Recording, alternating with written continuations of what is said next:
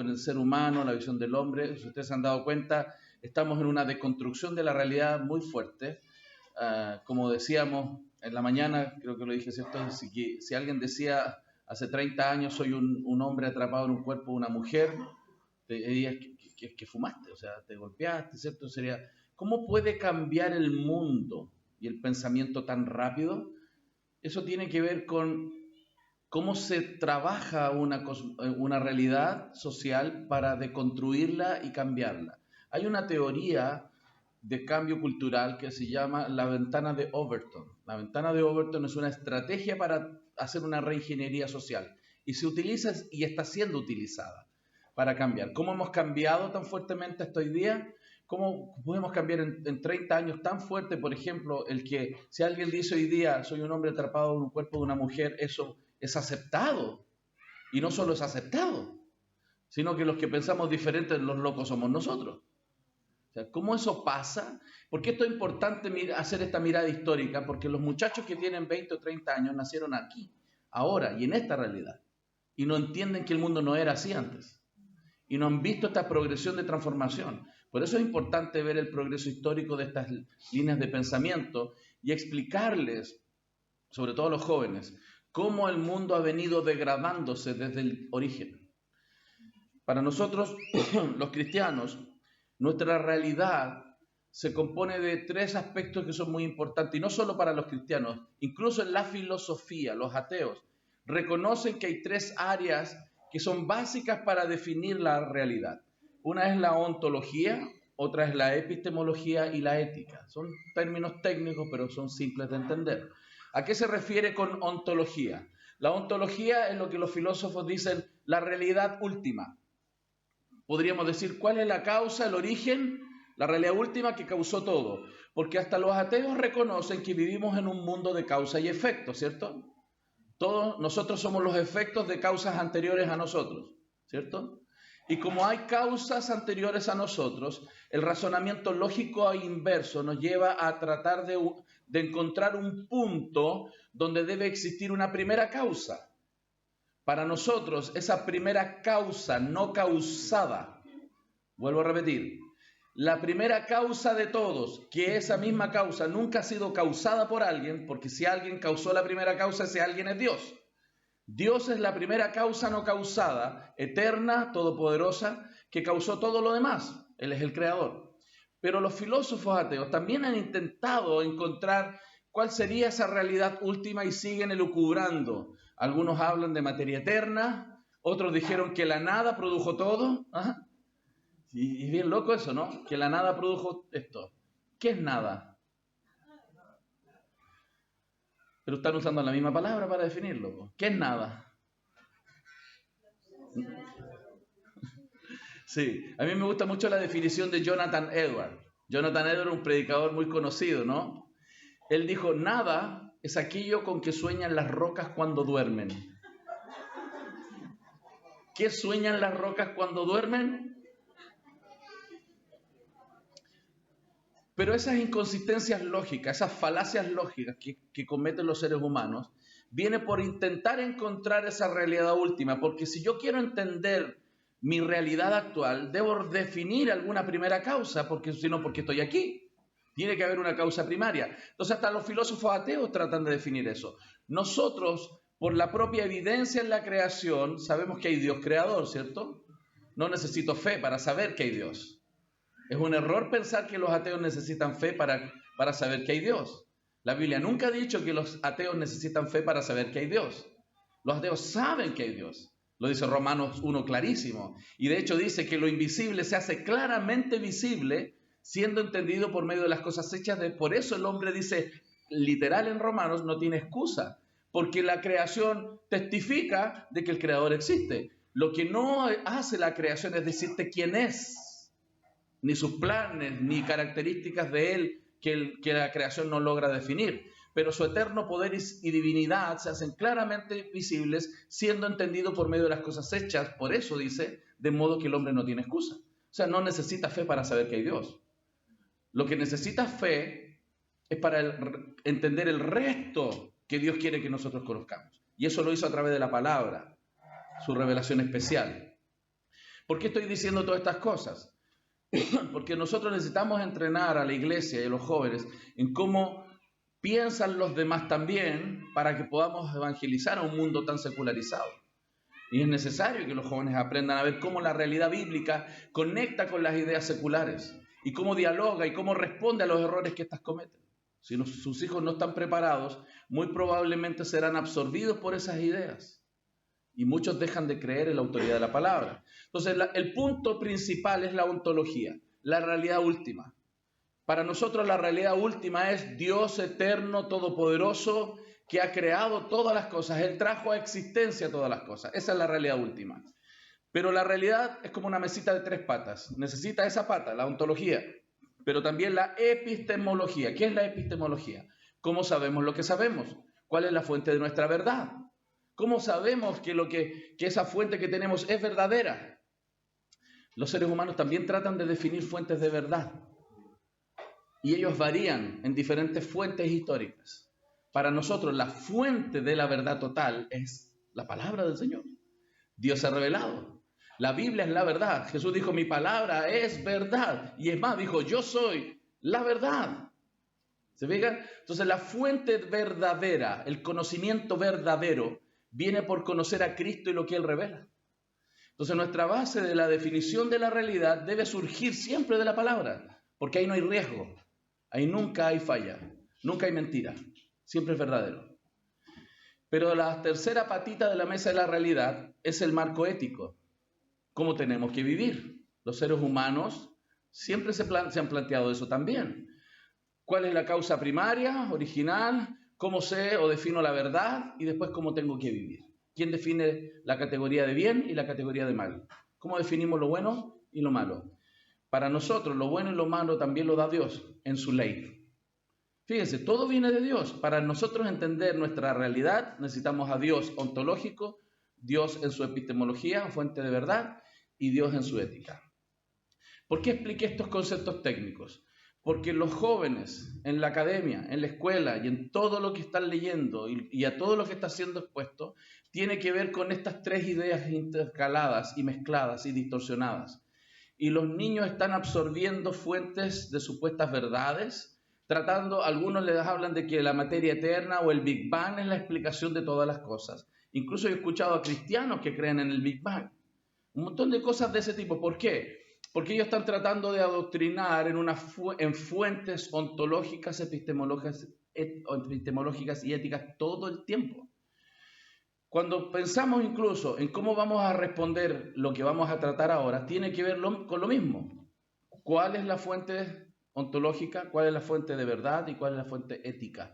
Para responder toda pregunta de la existencia humana. Entonces, ¿por qué un Dios bueno permite que nos pasen cosas malas? Esa es una pregunta muy común, muy común. Cristianos y ateos la hacen. ¿Por qué Dios permite, Señor, si yo te sirvo, si yo no sé qué? ¿Y por qué me está pasando esto? ¿Por qué estás permitiendo el dolor y el sufrimiento? ¿Por qué pasó esto? ¿Por qué me dejó tal persona? ¿Por qué perdí el trabajo? ¿Por qué me enfermé? ¿Por qué mi mamá murió? ¿Por qué mi hijo murió? ¿Por qué permite Dios que pasen cosas malas? Esta y muchas otras preguntas similares están dentro del ámbito de estudio de la teología que se llama teodicea. La teodicea es ese marco de estudio que ayuda a responder esas preguntas que son un poco complejas inicialmente. Por ejemplo, ¿por qué un Dios bueno permite que nos pasen cosas malas? O alguien puede preguntar, ¿por qué existe la maldad? También es una pregunta bastante común. ¿Por qué existe la maldad? Como también, ¿por qué existe la muerte? O, ¿por qué mueren los niños? Son preguntas muy comunes. Y fíjense, no son preguntas irracionales, son preguntas lógicas dentro de la experiencia humana. No tenemos que sorprendernos que las personas pregunten estas cosas. Y tampoco sería tan extraño que incluso un cristiano se las pregunte en la medida que está creciendo en el conocimiento de Dios. Por lo tanto, este grupo de preguntas, ¿por qué un Dios bueno permite que nos pasen cosas malas?, son necesarias de abordar porque nos van a servir, primero, para también tener claridad nosotros sobre estas cosas, porque lo más probable es que nosotros en algún momento seamos desafiados a este tipo de preguntas de manera personal. Pero también nos puede pasar que personas en nuestro entorno nos pregunten, ¿y por qué tu Dios permite que pasen cosas malas? ¿Cierto? Los escépticos son así. Incluso te llegan a decir, hey, espérate, yo no creo en Dios porque existe la maldad y el sufrimiento. Porque si dices que tu Dios es bueno, ¿por qué existe la maldad y el sufrimiento? ¿Le han preguntado alguna vez eso? Son preguntas relativamente comunes. Eso es teodicea. Teodicea. Entonces, la teodicea es la rama de la teología natural que se centra en la cuestión del problema del mal, del concepto del mal, del origen del mal, y trata de buscar una explicación racional y, por supuesto, que se centra en la revelación divina para que entendamos por qué hay mal o maldad en el mundo y todas estas cosas que nosotros experimentamos. Entonces, si Dios existe, ¿por qué existe la maldad? Es una pregunta común. Otra, si Dios es bueno, ¿por qué existe la muerte?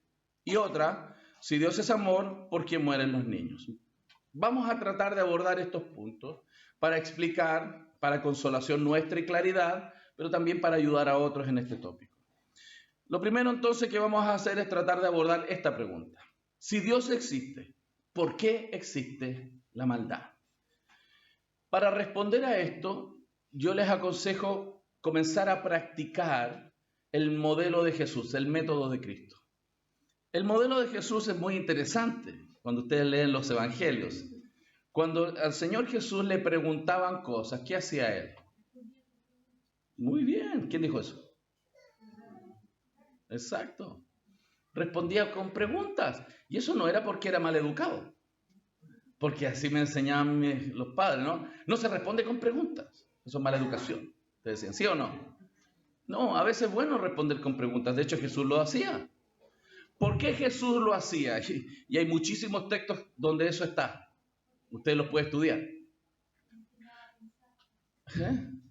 Él está corrigiendo presuposiciones erróneas en las preguntas. Las personas preguntan cosas y no siempre se están dando cuenta que su pregunta viene con incluido un error en la pregunta, que ya asumió un error y está dándolo por hecho en la pregunta. Y ese es el problema. Y a veces los cristianos, por no distinguir las presuposiciones falsas o errores subyacentes en las preguntas, respondemos y comenzamos a asumir errores que ya vienen incluidos en las preguntas. Por eso Jesús, que era más sabio que nosotros, él sabía. Y lo primero que hacía es empezar a corregir con las preguntas que él hacía lo que le estaban preguntando mal, antes de responder.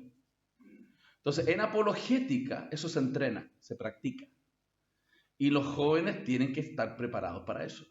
Si van a entrar a un mundo lleno hoy día de memes, los memes están llenos de falacias lógicas, llenos de errores lógicos en su planteamiento. Entonces los jóvenes leen memes y se educan con memes, se entrenan con memes, pero no logran distinguir los errores que están implícitos en esas imágenes, incluso en los memes. Les quiero poner un ejemplo. ¿Han visto esa imagen en las redes sociales donde hay una persona puesta aquí y otra persona puesta acá y hay un número dibujado en el suelo? Y que el que está acá ve un 6 y el que está acá ve un 9. Es el mismo dibujo, pero uno parado acá y uno parado acá, ven el número distinto y empiezan a discutir, es un 6 y el otro dice no, es un 9. Entonces de ahí se toman los posmodernistas que dicen que toda verdad es relativa y dicen la verdad es relativa porque depende de la perspectiva de cada uno. Y mucha gente dice, oh, tiene sentido. Es verdad. Hasta los cristianos caen. Pero hay algo erróneo en el dibujo. Hay algo erróneo en el planteamiento. Porque aquí no importa lo que el de acá piense y lo del que de acá piense. Hay que preguntarle al que dibujó el número en el piso qué sentido le dio y qué significado tiene lo que él escribió en el suelo. No importa la interpretación de los otros dos. ¿Se fijan?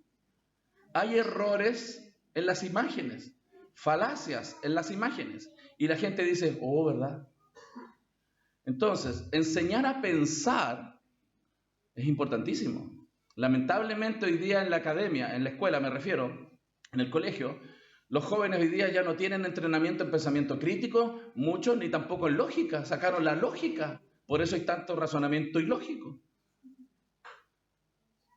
Entonces, tenemos que evangelizar las ideas. Jesús dijo que tenemos que amarlo con todo el corazón, con toda el alma y con toda la mente. No solo con el corazón, no solo las emociones, sino también el pensamiento. Y el problema es que el pensamiento es el que está cayendo en error. Por eso el Señor dice, transformados por medio de la renovación de vuestro mente, entendimiento. Tiene que reformarse la manera de pensar. Y Dios nos ha dado suficiente. Un ejemplo práctico dentro de la gama de preguntas que Jesús hizo es cuando apareció el joven rico, ¿se acuerdan? Y le dijo, ¿qué más me falta para ir al cielo? Le estaba diciendo el joven rico, ¿no? Que él había cumplido todo lo que se requería. Y Jesús le dijo, espérate, ¿por qué me llamas bueno? Él le dijo, acuérdense, le dijo, maestro bueno. ¿Qué hizo Jesús?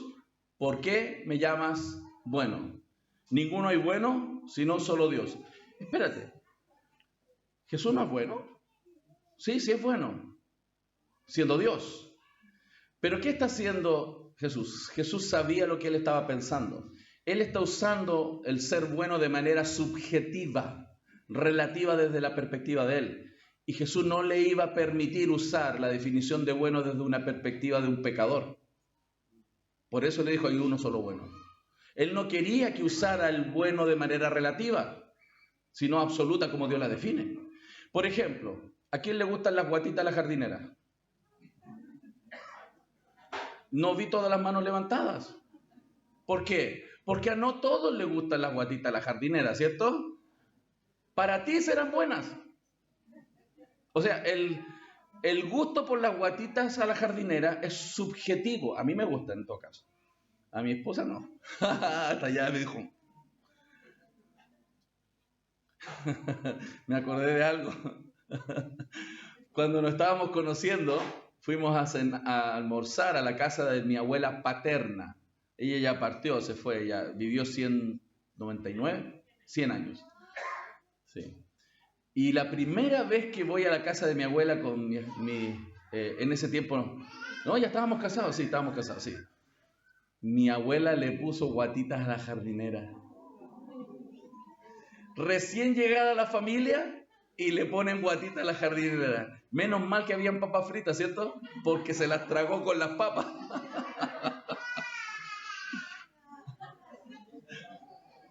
¿Le pagamos para que se ría?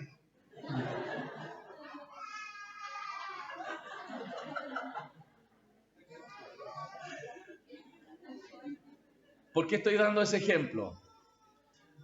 Porque para Dios no hay relativos, son absolutos. Dios es absoluto. No hay medias verdades, no hay zonas grises, o es blanco o es negro. Entonces, cuando Dios llama algo bueno, eso es bueno, y cuando Dios llama algo malo, es malo. No deja espacio para la subjetividad humana. Entonces, lo que Jesús hizo es inmediatamente atacar el error en la presuposición que él tenía de sí mismo. Entonces, nosotros tenemos que aprender a corregir esas cosas, ¿no? Entonces, una frase, un ejemplo, otro más. Ya que México antes estuvo bajo el imperio francés, ¿por qué no se habla francés aquí? Podría preguntarle a alguien en México, ¿no? Ya que México antes estuvo bajo el imperio francés, ¿por qué no se habla francés aquí? Y si yo le respondo, porque mis padres me enseñaron español, espérate, ¿cuándo los franceses han gobernado en México? Nunca. Pero yo respondiendo rápido, no estoy corrigiendo el error en la pregunta. Yo tendría que decirle, ¿por qué dices que México tiene un trasfondo francés? Si yo no estoy entendiendo bien lo que me están preguntando y respondo rápido, puedo estar asumiendo errores en la pregunta. Y eso es muy importante hoy día porque esas sutilezas se infiltran en la mente de los muchachos. Entonces, cuando decimos, si Dios existe, ¿por qué existe la maldad? Yo le haría algunas preguntas a esa pregunta. Respondo con 3 preguntas. Si Dios no existe, ¿qué es la maldad? Porque, fíjate, el hecho de que exista Dios, podemos entender categorías de bien y categorías de mal. Si Dios no existiera, porque Él define el bien y el mal, ¿cómo podemos llamar que algo es malo? ¿Quién dice que algo es malo? ¿Quién dice que algo es bueno? Entonces, cuando una persona me dice, si Dios existe, ¿por qué existe la maldad? Yo lo primero que le pregunto, ok, ¿y si Dios no existiera, qué es la maldad? Dime qué es la maldad. ¿Tu percepción de maldad o la mía? ¿O la de él? ¿O la de él? ¿Quién define la maldad? Entonces, hay errores porque la maldad es una categoría. Definimos cosas como mal o malo.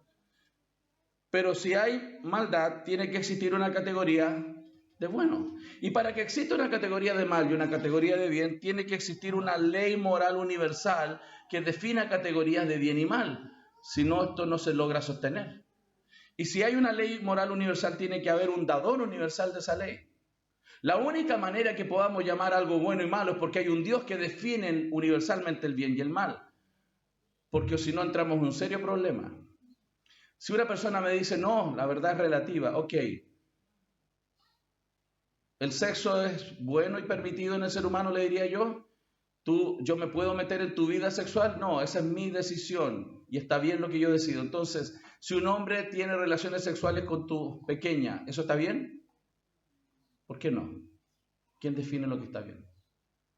Entonces tú puedes enfrentar el razonamiento supuestamente lógico de ellos con sus errores. Necesitamos una ley moral universal para definir categorías de bien y mal. Si desaparece el dador, desaparece la ley y no tenemos fuente filosófica para definir el bien y el mal. Entonces está mal hecha la pregunta.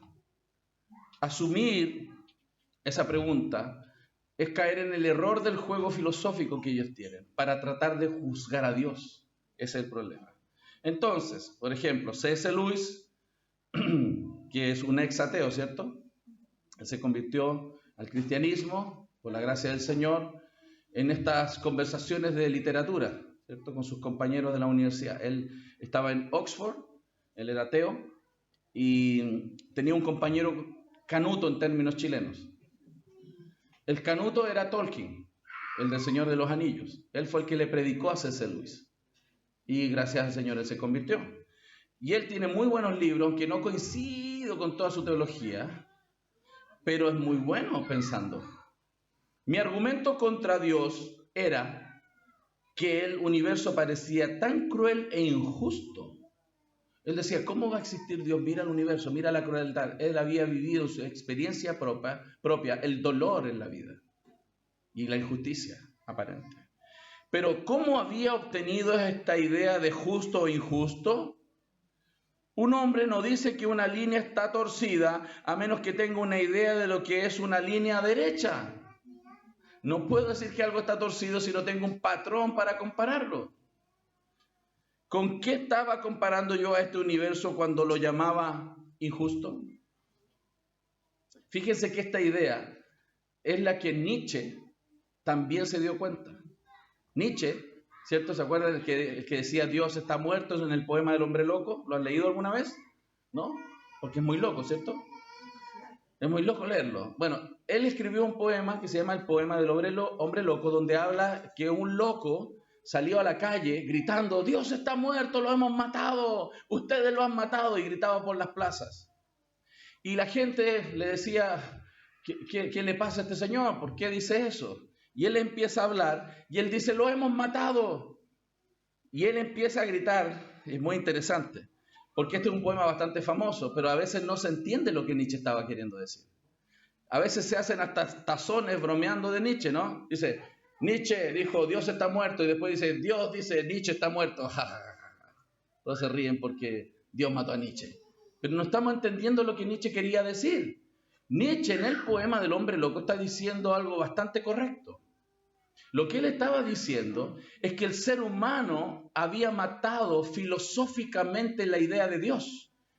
Y Nietzsche, que era ateo, se dio cuenta que si no existe Dios, aunque sea en la mente de la gente, porque él no creía que Dios existe. Pero si no existe la idea de Dios, ¿de dónde rayos vamos a sacar la definición de bien y de mal? Y el loco decía, ¿cómo sabemos el arriba y el abajo? ¿Cómo sabemos si caemos a la derecha o a la izquierda? Si no hay un patrón que nos diga qué es lo bueno y lo malo.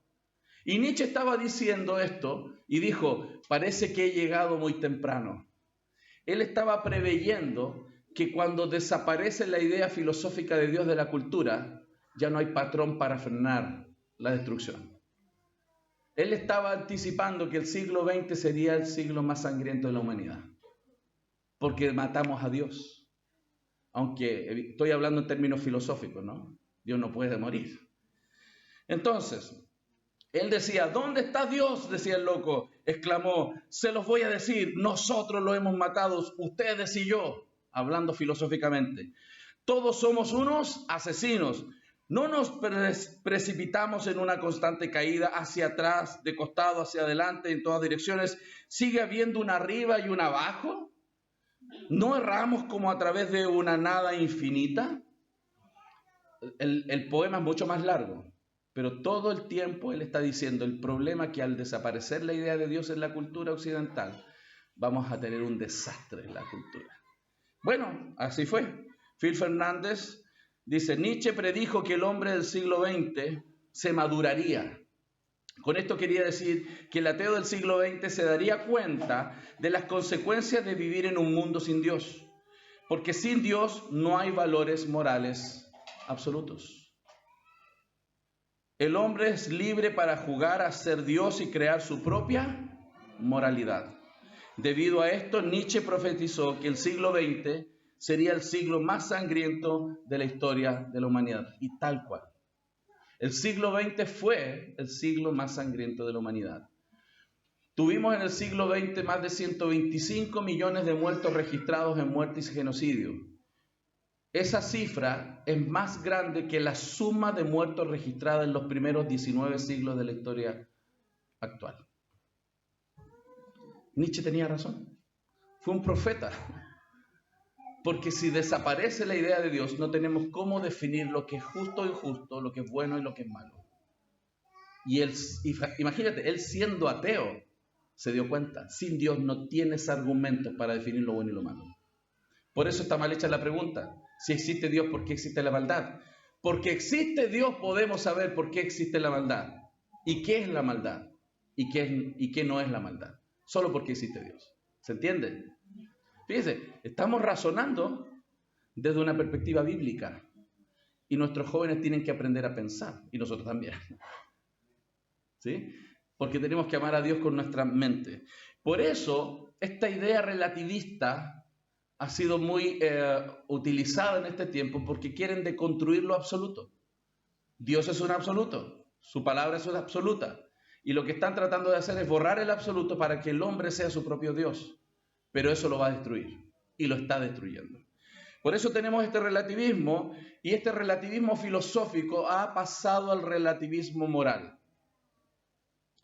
Un señor que es darwiniano, William Provine, dice, no existen leyes morales. Él viene desde una visión naturalista de la historia, es un creyente evolutivo, donde él dice que todo es materia y energía, no hay Dios, todo es el resultado de leyes ciegas obrando en la materia por millones de años.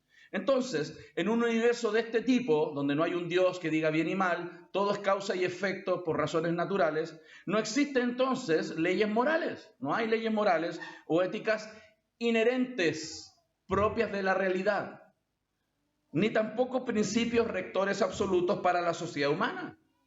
El universo no se preocupa por nosotros y no tenemos un significado fundamental en la vida. El siglo XX fue terrible, más que la suma de los 1900 años anteriores combinados. Entonces, ahí está esa primera pregunta. Si alguien me dice si Dios existe, ¿por qué existe la maldad?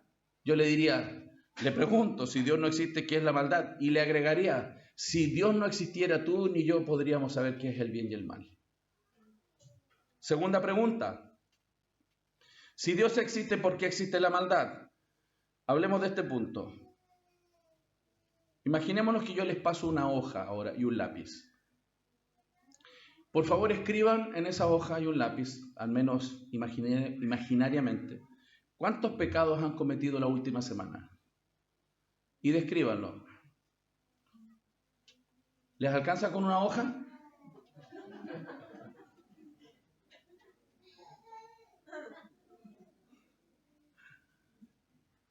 Si nosotros hacemos el ejercicio honesto delante de la ley del Señor y yo les paso una hoja, empezaríamos a llenar. Entonces, cuando la gente dice, si Dios existe, ¿por qué existe la maldad? No se están dando cuenta que nosotros estamos colaborando demasiado. Le estamos echando la culpa a Dios de la maldad y quienes más están aportando somos nosotros. Una persona puede llenar varias hojitas en una semana. Empecemos a sumar los que estamos aquí. Multipliquémonos por la población del mundo. ¿Cuánta maldad aportamos los seres humanos? O sea, ¿Dios es la causa de la maldad? No. Nosotros, los seres humanos. El mundo, de hecho, cayó por la acción moral del hombre, no por Dios. Entonces, no podemos culpar a Dios por los actos nuestros. ¿Por qué sufren los niños? Porque hay hombres que permiten el sufrimiento de esos niños. El hombre está cosechando lo que ha sembrado. Pero vamos a tener que responder otras preguntas que surgen ahí. Entonces, segundo, si nos ofende tanto la maldad, ¿por qué contribuimos con tanta maldad en este mundo? Y es más, ya que queremos tener el derecho de no seguir a Dios en nuestra vida, ¿por qué nos quejamos cuando Dios no obliga a la humanidad a obedecer a hacer el bien? O sea, ¿por qué Dios permite el sufrimiento? ¿Por qué? Pero yo quiero vivir mi vida sin Dios, independiente. Y alego de que Dios no hace nada. Pero no quiero que me obligue a mí, quiero que los obligue a ellos. ¿Ven las inconsistencias? Eso es parte del pensamiento secular. Y cuando uno empieza a conversar con humildad, con tranquilidad, con la gente, razona con ellos, a veces Dios permite que la gente le haga clic y les hace sentido. Porque la cosmovisión bíblica, con una correcta ontología, una correcta epistemología y una correcta ética, es consistente con la vida real. Tiene sentido. Cualquier otra idea pierde sentido, es inconsistente, empieza a fallar. Un ejemplo más de inconsistencia. Por ejemplo, vamos a hablar de la teoría de Darwin. La teoría darwiniana clásica propone que por selección natural, ¿cierto?, y mutaciones favorables sería la neodarwiniana, las especies más aptas son las que sobreviven, ¿cierto? O sea, si tú tienes condición como ser animal, porque usted y yo, ¿a qué reino pertenecemos según la biología? ¿Al reino? O sea, somos animales para la biología. No somos seres humanos creados a imagen y semejanza de Dios, somos animales. Entonces, si nosotros como animales no tenemos la orgánica necesaria para soportar el ambiente donde existimos, ya sea porque no hay suficiente alimento, o porque hay una enfermedad, o porque hay un agresor que me elimina, si yo no soy apto, que no sobreviva, pues. ¿Cuál es el problema? De hecho, eso está bien, porque los más aptos deben pasar sus genes a la siguiente generación. Esa es la idea darwiniana, ¿cierto? Ok. Imaginémonos que una mujer que es darwinista hasta las venas y defiende la idea darwiniana de que los más aptos sobreviven, imaginémonos ficticiamente que queda embarazada y esa mujer le avisan poco antes de que el niño nazca que se dieron cuenta los médicos que ese niño tiene una malformación y cuando nazca va a morir.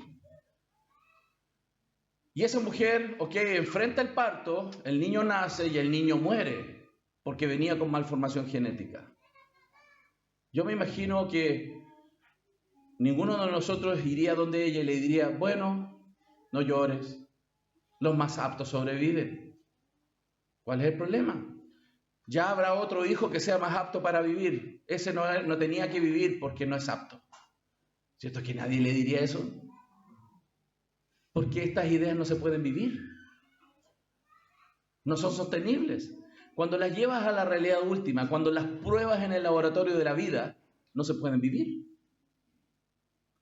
Por eso es importante enseñar a pensar. Porque estas ideas se venden como sostenibles y se caen, son ilógicas. Y hay maneras de probarle a la gente la inconsistencia que éstas tienen. Y nuestros hijos necesitan aprender eso. Si tú lo vas a mandar a la escuela, si lo vas a mandar a la universidad, por favor, entrénalo. Porque allá van a enfrentar estas preguntas. Entonces, ¿seguimos o quieren que pare? ¿Seguimos? Entonces seguimos. Muy bien. Si Dios es bueno, ¿por qué existe la muerte? ¿Por qué existe la muerte? Si Dios es bueno, espérate. Dios es bueno, pero Él advirtió que vendría la muerte solamente si tú querías que ella viniera. Porque la Biblia dice, por tanto, como el pecado entró en el mundo por un hombre, y por el pecado la muerte, así la muerte pasó a todos los hombres por cuanto todos pecaron. O sea, la muerte es el resultado de las acciones morales del hombre. Dios no creó la muerte. Dios determinó la muerte debido a las acciones morales del hombre. O sea, él hermanos, no es alguien que está buscando la muerte por definición personal. Él le advirtió al hombre. Aunque en los planes eternos de Dios, Dios sabía lo que esto sucedería, pero hermano, Él le advirtió al ser humano. Si tú comes del fruto, ciertamente morirás. Entonces, sigamos. Si Dios es bueno, ¿por qué existe la muerte? La muerte física es la violenta y antinatural separación entre el cuerpo y el espíritu. La muerte física es también por la misericordia de Dios. Porque si entramos a vivir en la experiencia de un mundo caído, donde todo se degrada y se destruye y hay muerte y sufrimiento, incluso es misericordioso que salgamos de aquí. Incluso es misericordioso. Él no quiere que estemos eternamente aquí en este mundo de valle de sombra y de muerte. De hecho, la muerte es un camino para los hijos de Dios para ir a la gloria. O sea, en el sentido bíblico, la muerte es favorable cuando Cristo es nuestro Señor y sin duda Salvador. Entonces, si Dios existe, ¿por qué existe la maldad? La hemos abordado. Si Dios es bueno, ¿por qué existe la muerte? Y si Dios es bueno, ¿por qué mueren los niños? Espérate, veamos un reportaje. Popular celebrado el pasado fin de semana, 76% de la población de Irlanda dijo sí a la derogación de la enmienda constitucional que desde 1983 prohibía el aborto. Cuando fuimos a las urnas ayer, muchas personas votaron sí con entusiasmo y orgullo, pero también muchos otros votaron afirmativamente con tristeza y aceptación. La X marcada en la papeleta representaba mucho más que un voto individual. En 1983, 841,000 personas votaron para insertar la octava enmienda en nuestra Constitución, pero en 2018, 1.4 millones votaron para eliminarla. Irlanda era uno de los países de Reino Unido con mayores restricciones contra el aborto. Si Dios es bueno, ¿por qué mueren los niños? ¿Quién está matando a los niños? ¿Dios? No sé si ustedes lo sabían, yo estuve revisando algunas cifras. En Estados Unidos vi una cifra hasta el 2020 de los abortos en Estados Unidos, acumulados desde el año 70 hasta la fecha. Los abortos en Estados Unidos suman, hasta el 2020, 61.3 millones de personas. 3 veces Chile. 3 veces Chile. 3 países igual a nuestro país han sido asesinados en el vientre en Estados Unidos. Entonces, está mal la pregunta, ¿cierto? Si Dios existe, ¿por qué mueren los niños? Porque quien está matando a los niños no es Dios, somos los seres humanos. ¿Quién están dejando morir a los niños de hambre? Somos los seres humanos. Dios va a hacer justicia en algún momento, sin duda, y vamos a abordar ese punto. Entonces, ¿por qué cuando el santo creador decide quién muere, eso es injusto? Pero cuando una mujer decide quién muere en su vientre, ¿eso es un derecho? El que tiene derecho de condenar al impío es Dios. Pero nos asombramos cuando Dios en el Antiguo Testamento interviene justamente frente al pecado humano. Pero no decimos nada cuando el hombre decide asesinar a otro, en el vientre, por ejemplo. Entonces, hay gente que dice, no creo en Dios porque existe la maldad y el sufrimiento. Y de hecho, ¿por qué un Dios bueno permite que nos pasen cosas malas? Es una pregunta bastante común, hermanos. Pero vamos a hablar del punto de la maldad, porque es necesario abordarlo. Si Dios creó a todo, ¿quién creó la maldad? Es otra pregunta de la Teodicea. Si Dios creó todo, ¿quién creó la maldad? Esa a mí me la han hecho en varias conferencias. Primero, para responder esa pregunta, la maldad no es algo creado. La maldad no se crea. La maldad no es una sustancia. La maldad es la carencia del bien. La maldad o algo malo es cualquier cosa menor que la perfección. Cuando algo no es perfecto como Dios, eso ya es imperfecto y malo. La perfección es absoluta. Cualquier cosa que degrade la perfección, eso es malo. Entonces, la maldad es la degradación de la perfección y de la bondad divina.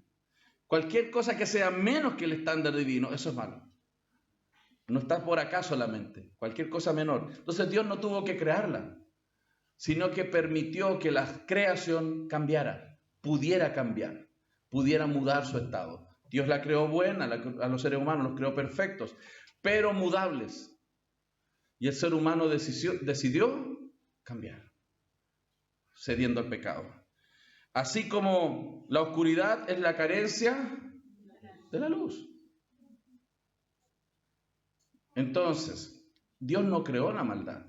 La maldad es una condición de degradación de lo perfecto. Dios permitió que las cosas cambiaran. Dios permitió, eso sí, Dios permitió y abrió el espacio en su plan para que la degradación de la perfección se manifestara.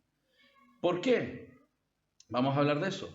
El mal no tiene que ser creado por Dios para existir. Él solo hizo una creación perfecta con la capacidad de no ser perfecta. Dios no creó el pecado, sino a la humanidad con la capacidad de pecar, de decidir. Entonces, y aquí se pone un poquito más denso. Pero entonces, ¿por qué Dios permite? ¿Por qué Dios permitió que esto fuera así? Porque esa ya es una buena pregunta. Estamos poniendo en el punto central. Porque ya vimos que la maldad existe porque Dios, ¿cierto?, no la creó, la permitió, la creación es mudable, pero ¿por qué Dios quiere que esto sea así? ¿Por qué Dios permitió que esto fuera así? ¿Por qué no lo hizo distinto? Vamos a ver. Hay 5 razones bíblicas por las que Dios quiere que exista el mal. Fíjense, Él no lo creó. Él no lo creó, pero Él permitió que exista. Es algo similar a lo que sucede con estos textos sobre la tentación y quién nos mete en tentación. ¿Han leído el Padre Nuestro, cierto? Padre Nuestro, ya hace los cielos. Ya, pues saquen su catolicismo antiguo. Pues, no, hombre.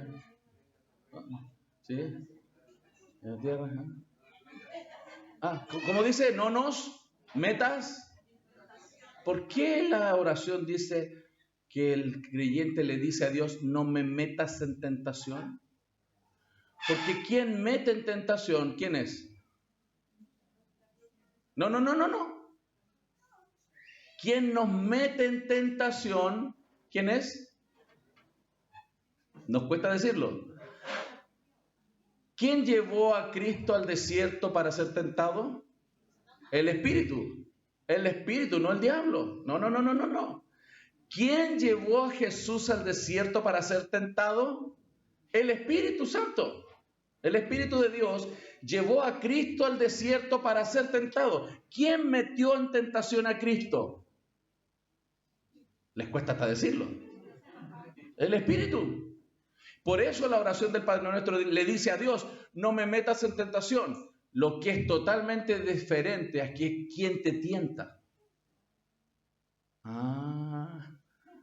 Nos cayó la teja. Dios no tienta a nadie, pero Dios nos mete en tentación. Por eso usted tiene que pedirle al Señor, no me metas. ¿Por qué Dios eventualmente nos mete en tentación? Porque Él tiene planes, porque ahí nos prueba, pues, de qué estamos hechos. ¿Sí o no? Sí, porque la teoría a la práctica es muy diferente, ¿cierto? Entonces necesitamos ser probados en nuestra fe, en nuestras convicciones. Y Dios permite, y Dios incluso nos puede meter en tentación para que tú pases la prueba. Para que no le creas al diablo y le creas a Él. Por eso oramos, no nos metas en tentación. Esa misma idea está aquí, esa misma idea. ¿Por qué Dios quiere que exista la maldad?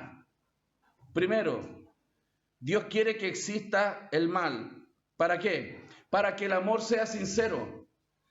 El hombre tiene que tener una lección de amar o no amar para que compares, para que entiendas que la perfección divina es lo mejor que puede existir versus la maldad. Si nosotros no tenemos un paralelo para comparar, ¿cómo elegiremos esto? ¿Cómo vamos a elegir? Si viviéramos, siempre existiéramos en un mundo perfecto e ideal, ¿cómo sería sincera tu elección? Porque no conoces otra cosa. Dios permitió el mal para que su gloria y su bondad y su perfección brillara en un mundo de oscuridad. Para que tú decidas irte a la luz y no a la oscuridad. Lamentablemente algunos todavía se van para allá y no hacia Dios. Dios permitió, para que el amor sea sincero, el hombre tiene que tener la elección de no amar y no amar. Esta necesaria elección es la causa de la maldad. Dios permitió que su creación perfecta se corrompiera para que el ser humano experimentara lo que es algo menos que Dios. Incluso la oscuridad más terrible, para que usted valore lo que es Dios y le adoremos en su gloria y majestad. Entonces, muchos han intentado, hermanos, defender a Dios, a ese Dios que quieren tener nomás, a ese Dios de barbita blanca, bonachón, buena gente. Pero Dios es Dios. Y en su gloria y majestad es el soberano, que Él puede hacer de una misma base instrumentos para honra y instrumentos para deshonra y destrucción. Dios es Dios. Algunos apelan a la idea del libre albedrío y la responsabilidad humana, ¿no? Pero Dios podría haber destruido a los pecadores hace mucho tiempo, mucho tiempo. Dios podría haberlo evitado todo lo que nosotros estamos experimentando, podría haberlo evitado. Pero Dios tiene planes específicos. ¿Por qué el mal existe y por qué Dios quiere que exista? Es porque Dios está mostrando su gloria y majestad frente a la realidad caída. Sigamos. El atributo de justicia y santidad de Dios tiene que ser comprendido. Dios es justo, pero también es santo. Y eso tiene que ser entendido. Porque son conceptos que nosotros sabemos y hemos leído en la Biblia, pero no siempre los comprendemos en su magnitud. No siempre entendemos quién es Dios. En la medida que Dios se sigue revelando en un mundo caído, comienza a brillar con mayor claridad quién es Dios. Les voy a dar un ejemplo práctico. Job. Me encanta esa historia. Es muy buena esa historia. ¿Se acuerdan que les dije que me gustan las narrativas? Bueno, Job es una narrativa muy interesante, porque cuando parte el libro de Job es como un escenario de teatro en dos plantas. Hay teatros que pueden ser armados así, con una planta baja y una planta alta, y hay dos escenas, la planta de abajo y la planta de arriba. La planta de abajo es la planta terrestre, y la planta de arriba es la planta celestial. Hay un escenario pasando aquí abajo y hay un escenario pasando allá arriba. Los que están aquí abajo no tienen ni idea de lo que está pasando arriba. Los que están arriba saben lo que está pasando abajo. Así se muestra Job al principio. Job abajo con su familia siendo un hombre piadoso, un hombre justo. Pero no lo dijo Job, lo dijo Dios. Usted lee Job 1 y Job es un hombre justo. No subjetivamente, no porque él dijo yo soy un hombre justo, voy a la iglesia, canto corito, doy diezmo, oro. No. No es de ese tipo de cristiano que se cree bueno, ¿no? No lo dijo Dios, no lo dijo Job, lo dijo Dios. Dios dijo que él era un hombre justo, ya que abajo todo funcionaba fantástico.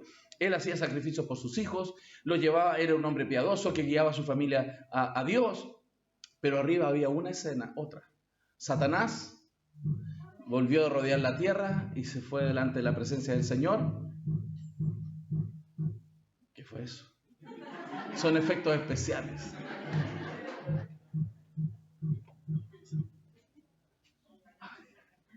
Son los demonios que quieren evitar.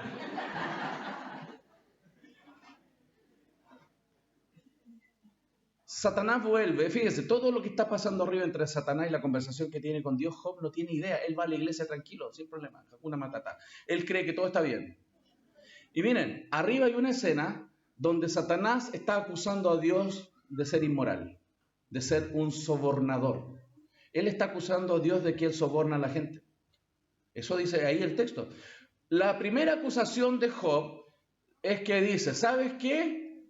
Job te sirve porque tú le das todo el dinero que él quiere. Quítale el dinero, a ver si te adora. Sus proyectos financieros, que quiebre, que pierda la casa, que lo despidan, quítale todas las fuentes de recursos, quítale todo el material, a ver si va a ir a la iglesia el domingo, a ver si te va a seguir adorando. ¿Tendrá razón el diablo? Esa es la tesis del diablo. Y está acusando a Dios de que Dios soborna a la gente, por eso la gente lo sigue. Pero a veces pareciera que eso es verdad. Job estaba acusando a Dios de sobornar a la gente. Perdón, gracias. Satanás estaba acusando a Dios de... Gracias. A esta hora me falta cafeína. Esa es la primera tesis del diablo. Job abajo no tiene idea de lo que está pasando. Entonces, después Satanás eleva la segunda tesis. Lo que pasa, Dios, que la gente te sirve porque tú le das su familia y todo lo que él ama. Quítale lo que él ama, a ver si te sirve. Que pierda su familia, la gente, lo que más ama a él en la vida, que lo pierda, a ver si te va a seguir. A ver si va a ir a la iglesia, a ver si va a seguir diciendo Dios es fiel y bueno. A ver si es cierto. ¿Tendrá razón el diablo? ¿Tendrá razón que la gente sigue a Dios porque Dios les da cosas? Job está acusando a Dios de sobornar a la gente. Perdón, Satanás está acusando a Dios de sobornar a la gente. Esa es mi ayuda idónea. Ponte aquí al lado. La tercera tesis del diablo es que tú le quitas la salud a alguien que se enferme de muerte a ver si te va a adorar. Fíjense, esas son las tres acusaciones de Satanás a Dios. Lo está acusando de sobornar a la gente. Y cuando todo esto sucede, no les voy a contar toda la historia porque vamos a estar hasta mañana, pero son 42 capítulos. Pero después cuando llegamos al final, capítulo 42, Job, después de haber alegado muchas veces, Job reclamó, si mal no recuerdo, creo que fueron 17 veces que preguntó por qué y como 7 o 8 veces reclamó fuertemente. ¿Saben cuántas de todos esos reclamos y preguntas Dios le respondió a Job? 0. Porque Dios no tiene que responderle. Es Dios. Y al final, Job, capítulo 42, Job dice, hablaba lo que no entendía. De oídas te había oído, mas ahora mis ojos... O sea, Job conocía a Dios al principio, sí, pero no lo conocía en la magnitud que todo este proceso le permitió conocer. Ahora él ve a Dios con una magnitud y una gloria mucho mayor que la que él conocía en el capítulo 1. ¿Por qué esto es importante? Porque Dios permite la maldad y el sufrimiento y que todo se destruya para que nosotros apreciemos a Dios en su gloria, justicia y bondad. Tú jamás amarías a Dios tanto más que la proporcionalidad incluso del pecado que tú has sido perdonado. Por eso la Biblia dice, el que más se le ha perdonado, o sea, mientras más te metiste en el barro, más aprecias la bondad y la majestad de Dios. Porque así funciona, así funcionamos. Para que Dios se viera en su gloria y majestad, Él permitió la maldad y la corrupción de todas las cosas. Porque si no, jamás apreciaríamos lo que Cristo hizo en la cruz por nosotros. Oh, profundidades, la riqueza de la sabiduría y de la ciencia de Dios. Cuán insondables son sus juicios e inescrutables sus caminos. Porque ¿quién entendió la mente del Señor? ¿O quién fue su consejero? ¿O quién le dio a Él primero para que fuese recompensado? Hermanos, esto es precioso. Dios es Dios. De hecho, Pablo, uno de los teólogos más fantásticos que existe y ha existido, ¿no? Él en los primeros 11 capítulos desarrolla la teología de la salvación, el pecado, la justificación, la predestinación, una cosa maravillosa los primeros 11 capítulos. Y aquí al final del capítulo 11 dice, hasta aquí llega mi mente. Dios es mucho más glorioso y grande que lo que yo logro entender hoy día. Por eso todo es de Él, por Él y para Él. Nosotros no logramos percibir quién es Dios en la medida o más bien, si no estamos experimentando lo que Dios ha permitido en este mundo. Así apreciamos al Creador, de una manera mucho más gloriosa. Por eso, Romanos 3:5 dice, y si nuestra justicia hace resaltar la justicia de Dios, ¿qué diremos? Y si nuestra injusticia hace resaltar la justicia de Dios, ¿qué diremos? ¿Será injusto Dios que da castigo? No, Él lo está haciendo para que entendamos qué es la justicia de Dios. Permite incluso la injusticia del hombre para que la justicia de Dios resplandezca. Ese es nuestro Dios. No es un Dios a nuestra manera. Dios no es a mi manera. Yo soy a su manera. Nosotros tenemos que ser a su manera. Él es el Frank Sinatra, no nosotros. My way, ¿cierto? Ok, vamos casi terminando, antes que nos corte la luz. Dios quiere que veamos la gravedad del pecado. O sea, Dios permite esto para que también veamos la gravedad del pecado. Romanos 8:20. Porque la creación fue sujetada a vanidad, no por su propia voluntad, sino por causa del que la sujetó en esperanza. ¿Quién sujetó a la creación a corrupción? Dios. Porque también la creación misma será libertada de la esclavitud de corrupción a la libertad gloriosa de los hijos de Dios, porque sabemos que toda la creación gime aún está con dolores de parto hasta ahora. ¿Para qué? Para que veamos lo que significa el pecado, para que entendamos lo grave que es. Todavía, hermanos, seguramente en aspectos de nuestras vidas no estamos entendiendo la gravedad del pecado. Y a veces Dios permite consecuencias de la maldad por nuestros propios pecados para que entendamos lo grave que es. Yo me voy a tirar a la piscina de nuevo, a humillarme.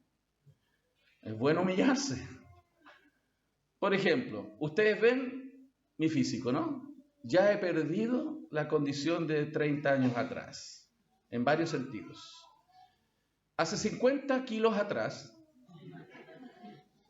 yo jugaba a la pelota bastante con los hermanos de la iglesia y me invitaban a jugar mucho a la pelota porque era goleador. En serio, humildemente. Y en serio, hacía muchos goles de cabeza. Me decía, el pastor parece Bambán Zamorano, me decían de ese tiempo. Y en ese tiempo, hermanos, lo que pensaba mi mente, mis piernas lo hacían. Yo quería llegar a un lugar, saltar, y me imaginaba la jugada en el aire y cabeceando, y hacía los goles. Y las piernas actuaban en función de lo que yo quería hacer. Hoy no. Yo lo que pienso, no llegan las piernas, no funciona. ¿Cierto? ¿Por qué? Porque he engordado mucho. Estamos gorditos, no estamos haciendo ejercicio. ¿Se imaginan que la próxima semana viene el médico y me dice, tienes diabetes? Y yo diga, ¿por qué, Señor, permitiste esto? ¿Por qué? Me va a decir el Señor. Porque no te cuidaste, ¿sí o no? Yo no entiendo la gravedad de mi pecado hasta que las consecuencias me abruman. Por eso Dios permite la maldad, para que entendamos la gravedad del pecado, la deshonra del Señor, para que realmente nos arrepintamos. Y por eso Dios en esa oscuridad produce una tristeza en nuestro corazón para arrepentimiento, para salvación, de que no hay que arrepentirse, pero la tristeza del mundo produce muerte. Por eso Dios quiere guiarnos a un verdadero arrepentimiento, y es por eso que permite que suframos a veces, para que nos arrepintamos, para que entendamos la gravedad de nuestros pecados, para que realmente haya un cambio profundo. Segunda de Corintios 7:11 muestra, ¿no?, que un genuino arrepentimiento tiene cosas bastante objetivas, una solicitud enorme de cambio, también una defensa que vindique la palabra del Señor, una indignación contra el pecado, un temor genuino y reverente del Señor, y por supuesto un ardiente afecto por Dios y su plan, y un celo por la santidad y la vindicación del nombre de Cristo. Todo eso es fruto de un verdadero arrepentimiento. Usted estudie, por favor, 2 Corintios 7. Dios quiere que aprendamos a depender de Él y a conocerle más. Voy a saltarme esto, ahí está. Job 1:1, hubo en la tierra de Uz un varón llamado Job. Era este hombre perfecto y recto, temeroso de Dios y apartado del mal. Y vimos, ¿no? Ahí están las 3 tesis que ya les hablé. Y al final, que me encanta este texto. De oídas te había oído, mas ahora mis ojos te ven, por tanto me aborrezco y me arrepiento en polvo y ceniza. Y finalmente, razones por qué Dios quiere que exista el mal. Dios quiere ser glorificado en el desarrollo de la historia de una humanidad caída. En él asimismo tuvimos herencia, habiendo sido predestinados conforme al propósito del que hace todas las cosas según el designio de su voluntad. Voy a saltarme algunas imágenes para mostrar algo aquí al final. Hubo un predicador, Paris Reidhead, que viajó a África a predicar el Evangelio. Él quiso ser misionero porque él dijo, esa gente allá en África no ha escuchado el Evangelio, necesitan escuchar el Evangelio para arrepentirse, tener una oportunidad de salvación. ¿Qué les parece? A veces tenemos una visión distorsionada de la realidad. Dios permitió el mal para mostrar su gloria, para mostrar su bondad. Y si tú hoy día estás contado entre las ovejas del Señor, ha sido pura gracia. Y si has tenido que sufrir en la vida, es para que aprendamos a depender de Él, para ver su bondad en medio de un mundo miserable y en medio de nuestro propio corazón inmundo. Dios sigue siendo demasiado generoso con nosotros. Cualquier cosa que has vivido en la vida, cualquier cosa sobre el infierno, ha sido gracia. Cualquier cosa sobre el infierno, si no estás ahí, es pura gracia. Por eso alabamos a nuestro Señor. Amén. Vamos a orar.